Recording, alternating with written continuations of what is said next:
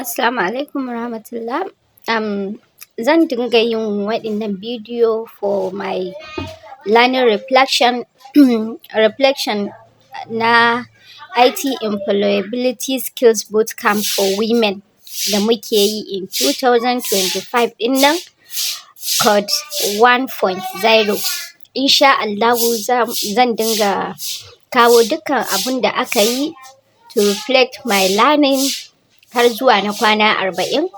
So, the first abin da muka fara da shi a jiya shine mu san kwamfuta. Don haka bayan an sanar da ni kwamfuta, ni ma zan zo in sanar da ku me kwamfuta. Kenan abin da zan koya za mu dinga koya a tare da ku. To, yanzu abin da za mu fara da shi insha Allahu sanin menene kwamfuta. Menene kwamfuta idan aka tambaye ka? Kwamfuta wata na'ura ce mai ƙwaƙwalwa wacce aka ƙirƙira domin karɓar bayanai input kenan da kuma sarrafa bayanan processing kenan, sannan ta fitar da su da sakamakon bayanan da aka sa mata wato output kenan ta hanya mai sauri da inganci. Bayan mun san ma'anar menene kwamfuta, kwamfuta ta kasu kashi-kashi. Idan aka ce kwamfuta tana ɗaukan wayar hannunka, tana ɗaukar agogon hannunka ko agogon hannunki, tana ɗaukar laptop da muke amfani da ita, tana ɗaukar desktops da ake amfani da su. So they are all computers.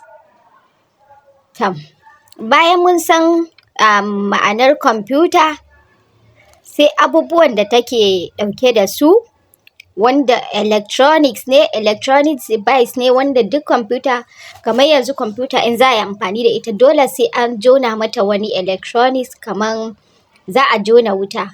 Za a ce to tunda an ce computers electronic devices ne, to agogo fa? Agogo shi ma yana da abin da ke ba shi wannan wutan da ake buƙata. And then kuma tana buƙatan data wato information. Dole za a sa mata information da za ta yi amfani da shi.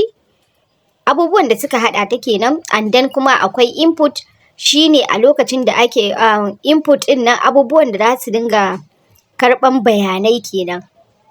Abubuwan da suke shigar da bayanan kenan ko? Da kuma processing, abubuwan da suke sarrafa bayanan na ƙwaƙwalwanta.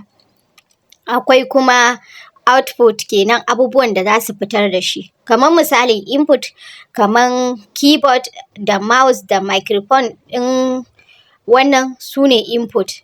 Wadda idan aka zo aka sa, aka danna, kamar yanzu mutum zai zo ya sallama assalamu alaikum. So ya shigar da abu, ko kuma ka ɗauki wani abu ka tura bidiyo, ka shigar da input kenan. To a lokacin da ka shigar da shi, misali ka yi sallama, ka danna keyboard ka yi sallama assalamu alaikum. So processing unit zai yi amfani, CPU kenan, wanda ake ce ma central processing unit kenan, shi ne zai shigar da bayanan sai ya kai ƙwaƙwalwarta kirir, sai wannan bayanan idan ya karɓu sai a fitar da output ɗin ta hanyar nuna maka wannan sallama a jikin screen ɗin na kwamfuta. So yanda take aiki kenan. A gurin kayayyakin aikinta, abubuwan da suka haɗa ta, what made a computer, akwai abubuwa guda biyu ne da dole su suka haɗa ta, wato hardware da softwares. Su menene hardwares ɗin nan? Su ne abubuwan da suke na kwamfuta wa'inda muke gani a zahiri. Wa'inda muke gani a zahiri za mu iya taɓa su. Kamar su input devices ɗin nan, misali abubuwan da za a shigar da bayanai wa'inda suke za a iya taɓa su. Akwai kamar keyboard ɗin nan, da su microphone, da su mouse ɗin nan. Akwai daga cikin output devices ɗin nan kamar su monitor da su printer. Akwai storage devices kamar su hard disk drive. HDD kenan, akwai solid state drive kamar su SDD kenan, USB cable ɗinnan da ake jonawa, CD idan za a sa a yi kallo da su DVD. To wa'innan abubuwan kun ga za mu iya taɓa su mu kama su da hannunmu a ciki. Idan aka yi ma kwamfuta kaca-kaca aka bubuɗe duk za a ga irin wa'innan abubuwan da na faɗo a yanzu za a iya taɓa su, to su ne ake ce ma hardware a cikin kwamfuta, a cikin tsarin ilimin kwamfuta. Sai mu koma kan softwares. Softwares kuma sun kasu kashi-kashi.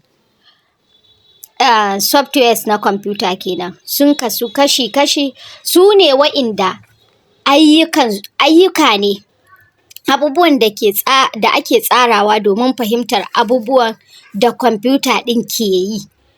Misali akwai system softwares na tsarin aiki saboda kwamfuta ta iya aiki da sarrafa sauran shirye-shiryen da ke cikinta kamar su irin Windows ɗin nan. Kun san akwai Windows 9, Windows 10, Windows 11, Windows 12 duk ga su nan dai.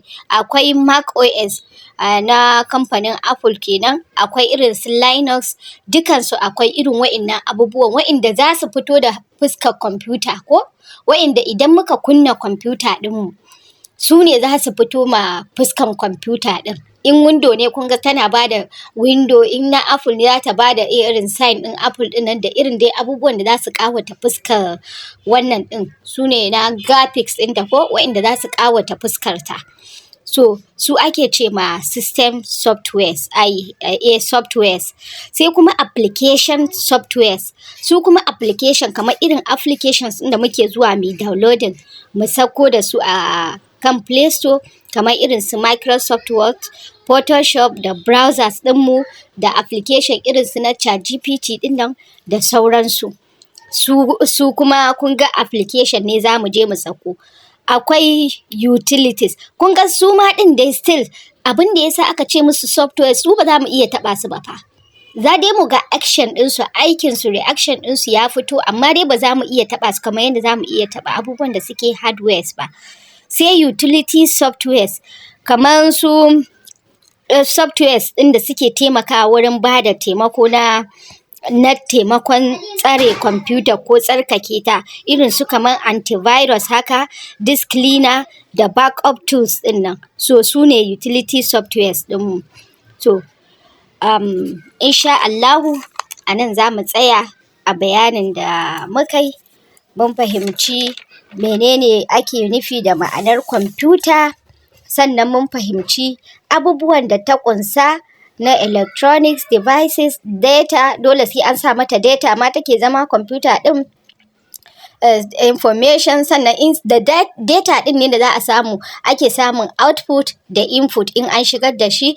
And then a misalan da na baya kamar yanzu akwai photocopy machine shi kuma ya haɗa output da input.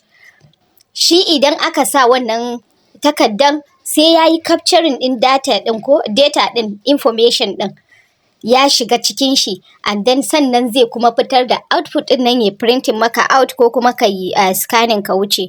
So wa'innan kenan sai muka zo muka ga abubuwan da suka haɗa kwamfuta ɗin, su hardwares da softwares, sai kuma muka ga types of abubuwan da suke su wane ne su software hardwares ɗin nan wanda na ce abubuwa ne da ake taɓawa, sai kuma softwares ɗin su kuma su wane ne duka muka zano su insha Allahu. Sai kuma darasi na gaba idan mun haɗu. Assalamu alaikum wa rahmatullahi.